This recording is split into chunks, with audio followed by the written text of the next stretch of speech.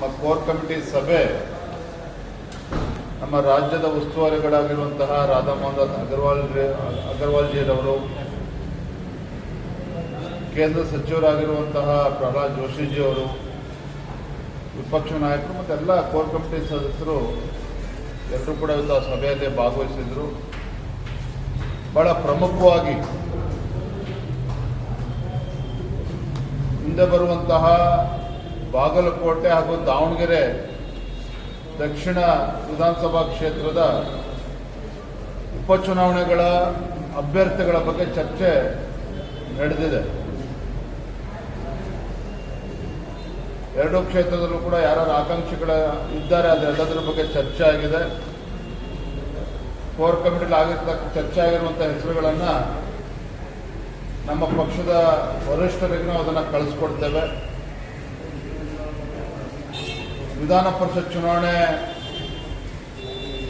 ಈಗಾಗಲೇ ಅಭ್ಯರ್ಥಿಗಳು ಘೋಷಣೆ ಆಗಿದೆ.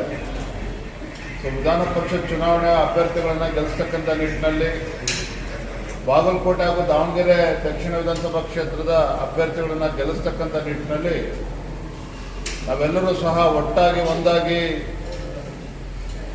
ಹೋರಾಟವನ್ನು ಮಾಡಬೇಕು. ನಮ್ಮ ಅಭ್ಯರ್ಥಿಗಳನ್ನು ಗೆಲ್ಲಿಸ್ತಕ್ಕಂಥ ನಿಟ್ಟಿನಲ್ಲಿ ಸಂಪೂರ್ಣವಾಗಿ ಶ್ರಮವನ್ನು ಹಾಕಬೇಕು ಅಂತೇಳಿ ಸಭೆಯಲ್ಲೇ ತೀರ್ಮಾನ ಆಗಿದೆ.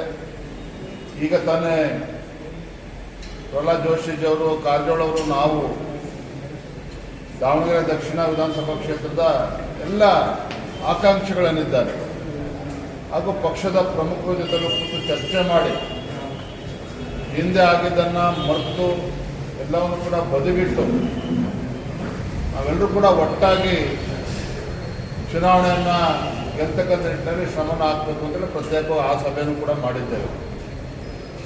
ಒಟ್ಟಾರೆಯಾಗಿ ಕೋರ್ ಕಮಿಟಿಯಲ್ಲಿ ಚರ್ಚೆ ಆಗಿರುವ ಪ್ರಕಾರ ಹೆಸರುಗಳನ್ನು ಇವತ್ತು ನಾಳೆ ಅಷ್ಟೊತ್ತಿಗೆ ದೆಹಲಿಗೆ ನಾವು ಕಳಿಸ್ಕೊಡ್ತೇವೆ. ಸರ್, ಈಗ ಅಸಮಾಧಾನಿತರಿಗೆ ಏನು ಹೇಳ್ತೀರಾ ಸರ್? ಟಿಕೆಟ್ ವಿಚಾರದಲ್ಲಿ ಕೆಲವರು ಅಸಮಾಧಾನಿತರಿಗೆ ಏನು ಹೇಳಬೇಕು, 4 ಗೋಡೆ ಮಧ್ಯೆ ಹೇಳಿದ್ದೇವೆ. ಎಲ್ಲರನ್ನೂ ಕೂಡ ಕೂರಿಸಿ ಮಾತನಾಡಿದ್ದೇವೆ. ಹಳೆದನ್ನೆಲ್ಲ ಮರೆತು ಪಕ್ಷದ ಹಿತದೃಷ್ಟಿಯಿಂದ ನಾವೆಲ್ಲರೂ ಕೂಡ ಒಟ್ಟಾಗಿ ಒಂದಾಗಿ ಕೆಲಸ ಮಾಡಬೇಕು ಅನ್ನೋ ಸಂದೇಶನ ಕೊಟ್ಟಿದ್ದೇವೆ. ಕಳೆದ ಲೋಕಸಭಾ ಚುನಾವಣೆಯಲ್ಲೂ ದಾವಣಗೆರೆಯಲ್ಲೂ ಸಮಸ್ಯೆ ಆಗಿತ್ತು, ಈಗಲೂ ಕೂಡ ಅದೇ ರೀತಿ ಸಮಸ್ಯೆ ಇದೆ. ಅದು ಆಗಬಾರ್ದು ಅನ್ನೋ ದೃಷ್ಟಿಯಿಂದಲೇ ಎಲ್ಲರನ್ನೂ ಎರಡೂ ತಂಡದ ನಮ್ಮ ಮುಖಂಡರನ್ನ ಕೂರಿಸಿ ಚರ್ಚೆ ಮಾಡಿದ್ದೇವೆ. ಎಲ್ಲವೂ ಕೂಡ ಸರಿ ಹೋಗ್ತದೆ ಅನ್ನೋ ವಿಶ್ವಾಸ ಸಂಪೂರ್ಣವಾಗಿದೆ. ಸರ್, ಒರಿಸ್ಸಾದಿಂದ ಶಾಸಕರನ್ನು ಕರೆತಂದಿದ್ದಾರೆ ರಾಜ್ಯಕ್ಕೆ. ರಾಜ್ಯಸಭೆಯಲ್ಲಿ ಅಡ್ಡ ಮತದಾನ ಆಗುತ್ತೆ ಅನ್ನೋ ಕಾರಣಕ್ಕೆ ಅಲ್ಲಿಂದ ಶಾಸಕರನ್ನು ಕರೆತಂದು ಬೆಂಗಳೂರಲ್ಲಿ ಮಾತಾಡಿ ಏನು ಕರ್ಕೊಂಡಿದ್ದಾರೆ.